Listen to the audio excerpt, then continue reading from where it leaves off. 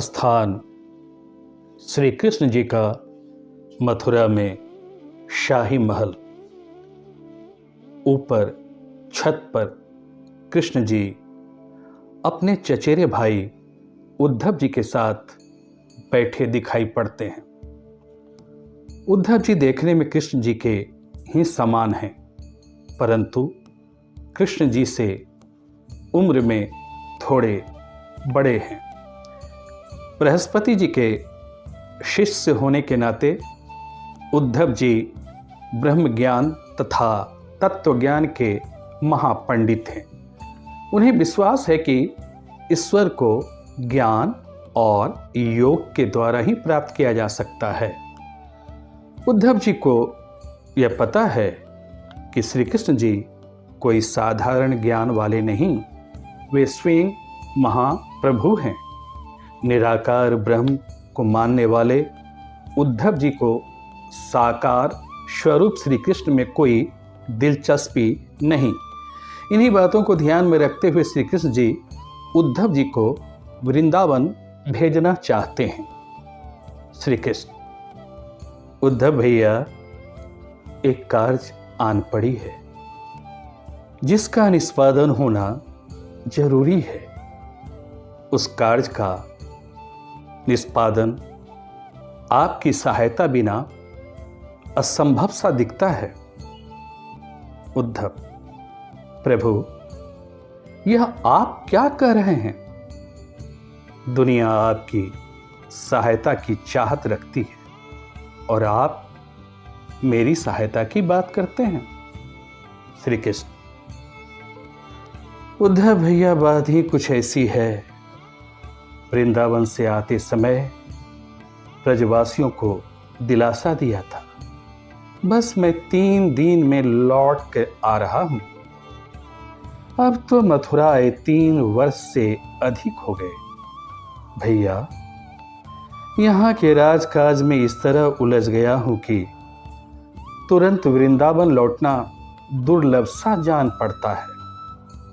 उद्धव भैया, आप ही बताओ।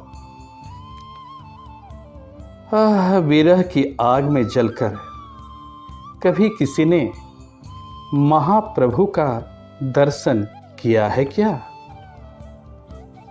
उद्धव, नहीं, बिल्कुल नहीं। श्री कृष्ण, तो फिर वृंदावन के गोपियों को कौन समझाए कि वे सभी निराकार ब्रह्म की उपासना करें, जीवन को व्यर्थ न गंवाएं?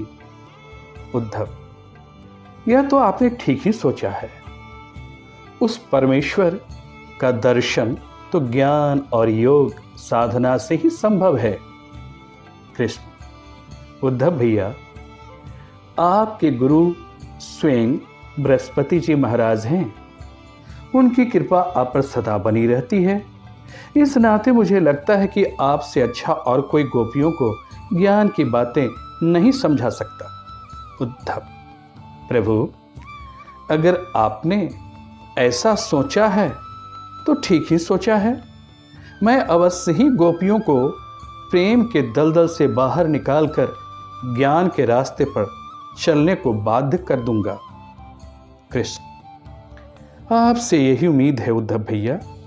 उद्धव, प्रभु, अगर मैं गया तो आपकी कसौटी पर अवश्य खड़ा उतरूंगा। कृष्ण, तो फिर देर किस बात की? बाहर रथ लगा है, सवार हो वृंदावन को जाएं। उद्धव, एक संशय है प्रभु। कृष्ण, संशय? कैसी संशय भैया? उद्धव, यही कि ब्रज की गोपियां मुझे पहचानेगी कैसे कि मैं आपके द्वारा भेजा संदेश वाहक हूं? प्रमाण के तौर पर कुछ तो मेरे पास हो। कृष्ण, हां उद्धव भैया, आपने सही सोचा। पहचान के लिए मैं अपने हाथों एक पत्र लिख देता हूं। उद्धव: हाँ प्रभु, यही उचित होगा। श्री कृष्ण जी पत्र लिखकर उद्धव जी को देते हैं। भैया, ये रहा पत्र, मैंने इसमें लिख दिया है। उद्धव भैया, आप सबों को ज्ञान और योग की बातें सिखाएंगे। अवश्य सीखना, उस ज्ञान में ही आप सभी गोपियों का कल्याण निहित है। यहां तक कि राधा का भी कल्याण उसी ज्ञान और योग साधना से ही संभव है। भैया, क्या कहें आपसे, एक एक पल, एक एक क्षण वृंदावन की गोपियां मेरे विरह की आग में जलती रहती है। यह नादानी नहीं तो और क्या है। उद्धव: प्रभु, आप चिंता ना करें। एक बात पूछो प्रभु। श्री कृष्ण: क्यों नहीं भैया। उद्धव: प्रभु, मेरे को वृंदावन भेजना कहीं आपके चाल का एक हिस्सा तो नहीं। कृष्ण: यह आप बातें सोच रहे हैं भैया। ज्ञान और योग का प्रचार प्रसार गोपियों के बीच हो, इससे बड़ा उपकार गोपियों के लिए क्या हो सकता है। इससे तो मेरी राधा भी खुश हो जाएगी। उद्धव: हाँ, वो तो ठीक है प्रभु, अब मैं चलूं। श्री कृष्ण: अवश्य भैया।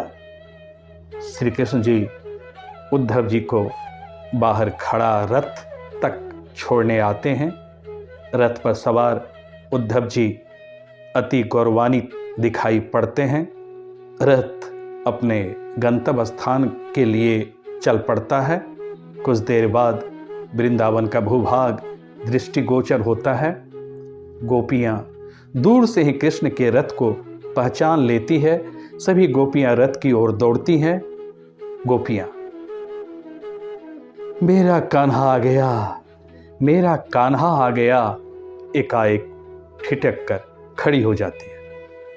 पहली गोपी: अरे देखो ना, जो रथ से उतरा बिल्कुल कन्हैया की तरह लगता, लेकिन वह तो अपना कन्हैया है ही नहीं, कोई और है। लगता है मथुरा से कोई आया है। चलो सभी थोड़ा और नजदीक जाकर देखें। सभी गोपियां रथ को चारों तरफ से घेर लेती है। दूसरी गोपी: अरे भाई, आप कौन हैं, कहां से आए हैं।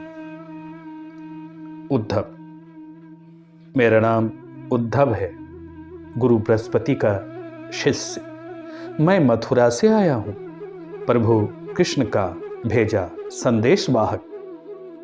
तीसरी गोपी: अरे सखी, इन्हें कन्हैया ने भेजा है, उनका संदेश लेके आए हैं। अरे, आप कन्हैया का संदेश लेके आए हैं? कैसा है मेरा कन्हैया, हमें याद करता है या नहीं? हमें तो कहा था 3 दिन में लौटकर वृंदावन आ जाएंगे। बरसों बीत गए, लौटकर अभी तक नहीं आया। चौथी गोपी: हे उद्धव जी, वृंदावन की तरह हमारा कन्हैया वहां शाम में गायें चराता है या नहीं, बांसुरी बजाता है या नहीं, किसके साथ रास लीला करता है, यह भी तो बताओ। पांचवी गोपी: अरे, हमारा कृष्ण तो छलिया है, कहीं से भरोसे के लायक नहीं। लेकिन एक बात बताऊं उद्धव जी, इतना के बावजूद भी हमारा कृष्ण हमें भूल नहीं सकता। ब्रज में बिताया हुआ समय तो हमेशा उन्हें याद रहेगा ही। उद्धव जी: अरे गोपियां, मुझे भी तो बोलने दो। आप सभी कृष्ण के विरह में आप सब तड़पना छोड़ दें। इससे जीवन में अस्थाई हल निकलने वाला नहीं। स्वयं प्रभु कृष्ण ने मुझे आप तक भेजा है। उन्होंने मुझे कहा है कि मैं आप सभी को ज्ञान और योग का युक्ति बताऊं, जिससे आप सभी का कल्याण हो सके। प्रथम गोपी: उद्धव भैया, बताओ कि इस पत्र में हम में से किन किन का नाम लिखा है? उद्धव खीन होकर, इस पत्र में आप में से किन्हीं का नाम नहीं लिखा है। दूसरी गोपी, राधा का भी नहीं? उद्धव, नहीं, राधा का भी नहीं। इस पत्र में लिखा है, ये वृंदावन की गोपियां आप सभी ज्ञान ध्यान का मंत्र सीखो, मुझे भूल जाओ, मैं कभी अब वृंदावन नहीं आऊंगा। तीसरी गोपी, कन्हैया ने ऐसा लिखा है। इतना कह सभी गोपियां दुखी हो जाती है। उद्धव जी से पत्र ले उसे टुकड़े टुकड़े कर फाड़ देती है। उद्धव, अरे गोपियां, ये क्या किया? तुम सभी ने प्रभु कृष्ण के लिखे पत्र को टुकड़े टुकड़े कर फाड़ डाला। सुनो ब्रज की गोपियां, तुम सभी का मन चंचल है। परम ब्रह्म के लिए मन की एकाग्रता अति आवश्यक है। तुम सभी पढ़ी लिखी हो या नहीं? दूसरी गोपी, बिल्कुल नहीं, हम सभी ब्रज की गोपियां निरक्षर हैं, ना लिखने आता है ना पढ़ने, यहां तक कि सोचने की शक्ति भी नहीं। उद्धव, योग ज्ञान के लिए मन की एकाग्रता जरूरी है। ब्रह्म ज्ञानी बनो, निर्गुण ब्रह्म में ध्यान लगाओ। ऐसे महाप्रभु का ध्यान करो जिनका कोई रूप नहीं, आकार नहीं, प्रकार नहीं, न आंखें, न कान, न नाक, फिर भी कन कन में वे विराजमान हैं। तीसरी गोपी, उद्धव भैया, तुम अपने मन को एकाग्र करो। हम सभी का मन तो पहले से ही श्री कृष्ण में एकाग्र है, पहले से ही श्री कृष्ण में एकाग्र है। चौथी गोपी, उद्धव जी, आपका प्रवचन हम सभी खूब सुन चुके। चलो हम सभी आपको लेकर अब राधा रानी के पास चलते हैं। उद्धव अति उत्सुकता से, हाँ हाँ बताओ, आप सभी कहाँ है राधा रानी? पांचवी गोपी, उधर एकदम उधर झाड़ी के पास, उनकी दशा किसी से देखी नहीं जाती। उद्धव जी राधा रानी के पास पहुंचते ही, उद्धव, मैं उद्धव श्री कृष्ण का पत्रवाहक।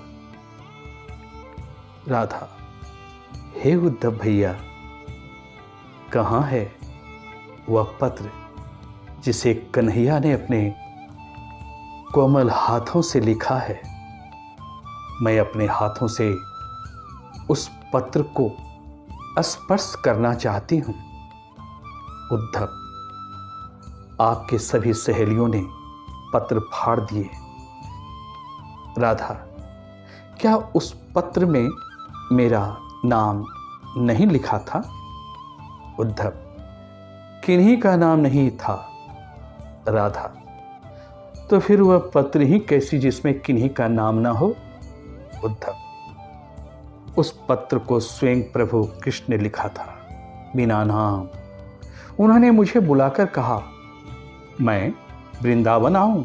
गोपियां जो कृष्ण वियोग में जल रही हैं, उन्हें ज्ञान मार्ग और योग मार्ग के द्वारा निराकार ब्रह्म की उपासना बताऊं।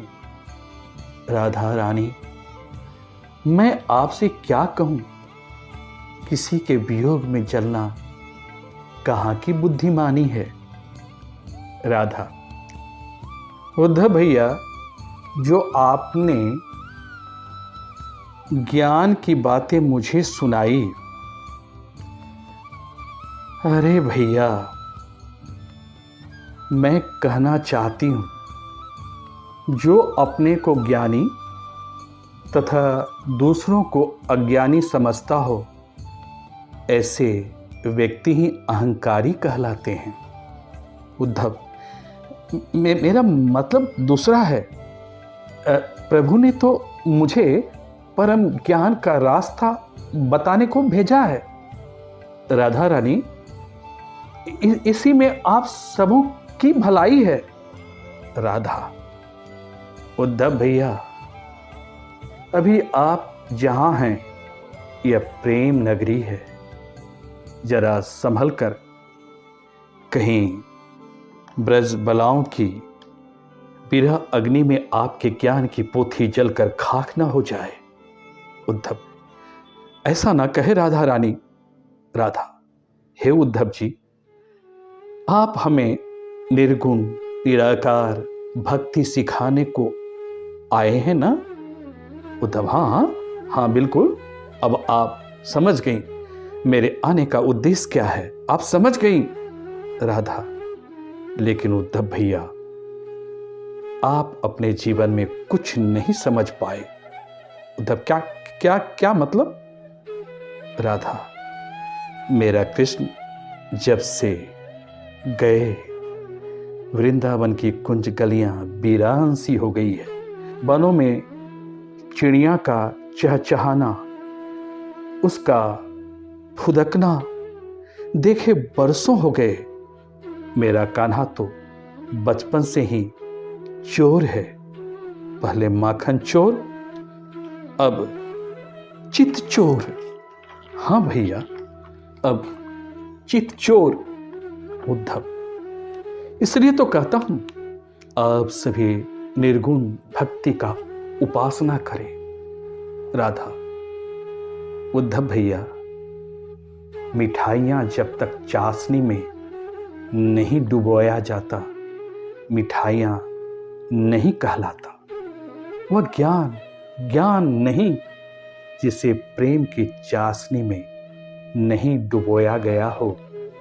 उद्धव, राधा रानी, आप किस ज्ञान की बात कर रही हैं? राधा, उद्धव भैया, आपका उठना बैठना कृष्ण के पास होता है, फिर भी प्रभु कृष्ण को नहीं समझ पाए। उद्धव भैया, सगुण भक्ति और निर्गुण भक्ति दोनों एक दूसरे के पूरक हैं। हाँ भैया, एक दूसरे के पूरक हैं। जब मन निर्गुण निराकार को ग्रहण नहीं कर पाता, तब श्री कृष्ण के सगुण रूप का ध्यान कर लोग संसार के दुखों से मुक्त हो जाते हैं।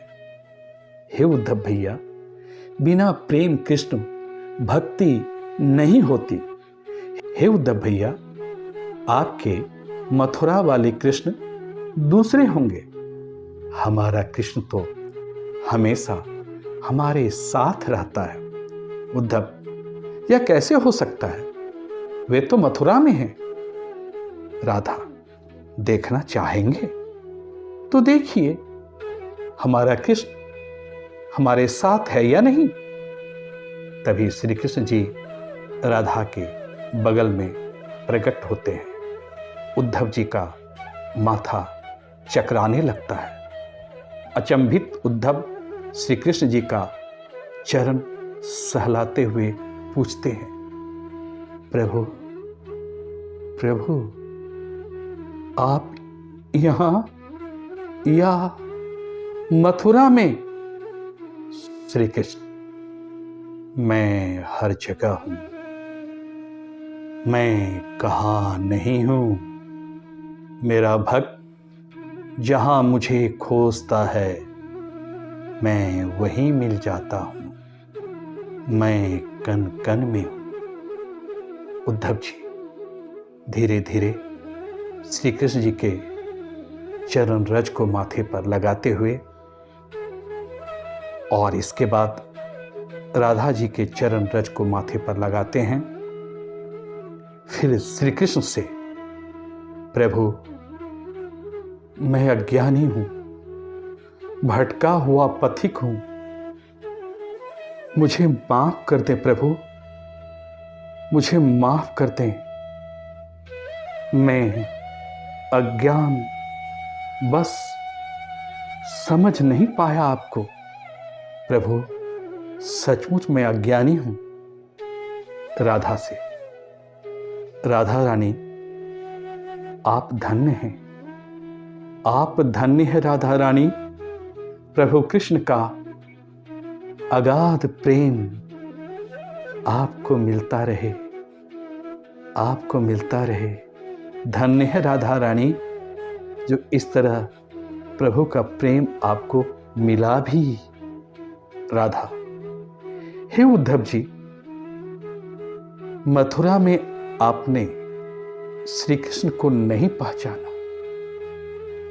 यह तो वृंदावन है जिसने श्री कृष्ण के माधुर स्वरूप का आपको दर्शन करवाया। उद्धव प्रभु, यह अज्ञानी उद्धव अब समझा कि आप मुझे वृंदावन क्यों लाए, आप मुझे यहां क्यों लाए। बिना प्रेम श्री कृष्ण भक्ति दुर्लभ, अति दुर्लभ,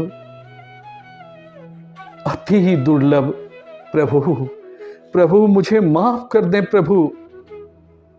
राधा रानी, राधा रानी, यदि हो सके तो इस अभागे भक्त को माफ कर देना, माफ कर देना। जय श्री कृष्ण। यदि वीडियो पसंद आई हो तो सब्सक्राइब करना ना भूलें।